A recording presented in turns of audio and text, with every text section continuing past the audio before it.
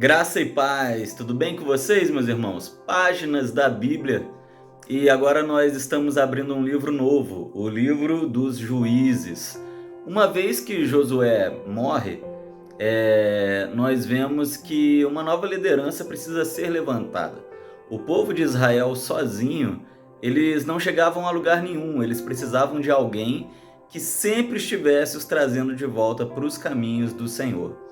Em Juízes, no capítulo de número 1, nós vamos ver que Josué morre e aí o povo de Israel começa a fazer algo que Deus havia proibido lá na época de Moisés, na época de Josué.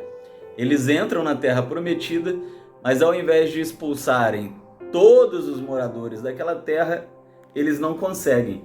Eles estão cometendo ainda alguns pecados, de modo que em alguns momentos Deus não dá forças a eles para eles expulsarem os habitantes dali, e chega no momento que Deus ele decide fazer um teste com o povo de Israel. Ele seleciona alguns povos que viviam antes na Terra Prometida e permite que eles continuem vivendo ali. Eles não serão expulsos, como muitos povos foram. E eles serviriam como teste para o povo de Israel, para ver se o povo de Israel permaneceria fiel ou não. Se o povo de Israel iria se misturar com suas práticas de idolatria, de apostasia. Isso no capítulo de número 1. No capítulo de número 2, a gente vê que o povo de Israel ainda não havia se tocado disso. Então, Deus envia Cristo para falar com o povo. Pastor, envia Cristo? O texto começa dizendo: o anjo do Eterno veio a Israel. O anjo do Eterno é Cristo no Velho Testamento, como nós temos explicado aqui. E o anjo do Senhor, Jesus Cristo, diz àquele povo que eles não conseguiriam expulsar aquela gente. Diz àquele povo que eles seriam ali uma pedra de tropeço, que eles precisariam ser agora mais fortes. E o povo abre o bocão, o povo começa a chorar e chama aquele lugar ali de Boquim, né, que significa chorões. E o povo de Deus é assim mesmo, né? A gente peca, a gente erra e depois a gente chora arrependido. É um ciclo. A gente peca, a gente erra, a gente chora. Deus perdoa. A gente peca, a gente erra, a gente chora. Deus perdoa. Somos um bando de boquins, um bando de chorões.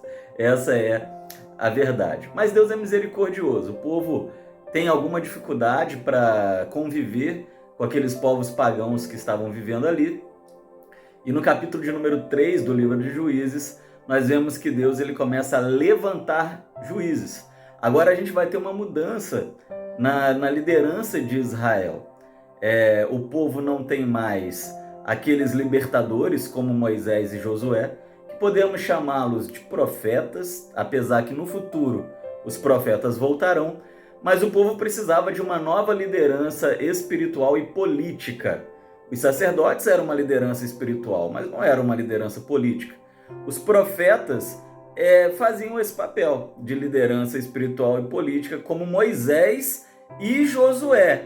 Os profetas do futuro não desempenharão esse papel tanto de liderança política, né? Em alguns momentos sim, mas normalmente não.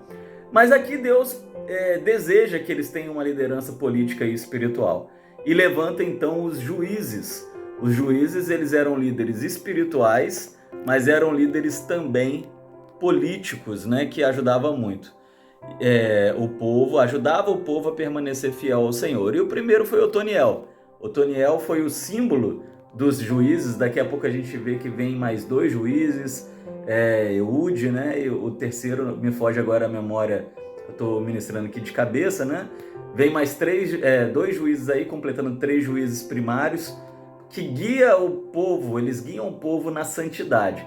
Mas é bacana que Otoniel traz para o povo novamente a sensação de que Deus ainda está com eles, né? O povo estava perdendo essa noção, mas a gente vê que Otoniel ele é muito forte na sua liderança espiritual e também na força política, e consegue vencer algum daqueles povos que estavam ali servindo como pedra de tropeço para eles, um teste de Deus.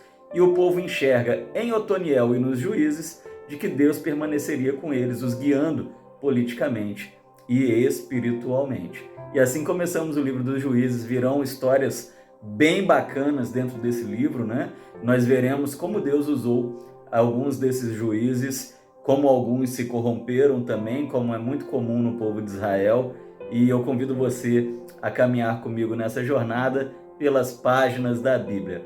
A lição que fica para nós é que nós devemos lutar contra os nossos pecados, e quando nós não conseguirmos vencê-los e as consequências dos nossos pecados vierem sobre nós, que a gente se volte ao Senhor, ainda que com choro, porque somos verdadeiros boquins. Somos chorões, né? Mas Deus, Ele sempre tem uma oportunidade de redenção para os seus boquins, para os seus chorões. Porque eles choraram, mas eles choraram de coração. Era um choro verdadeiro, um choro de arrependimento. E a palavra de Deus nos ensina que quando há esse arrependimento verdadeiro, ainda que a gente caia várias vezes, Deus está disposto a nos perdoar. Amém? Beijo no seu coração, meu boquinho. Beijo no seu coração. Vamos nos vendo por aqui, pelas páginas da Bíblia. Até amanhã, com a graça do Senhor.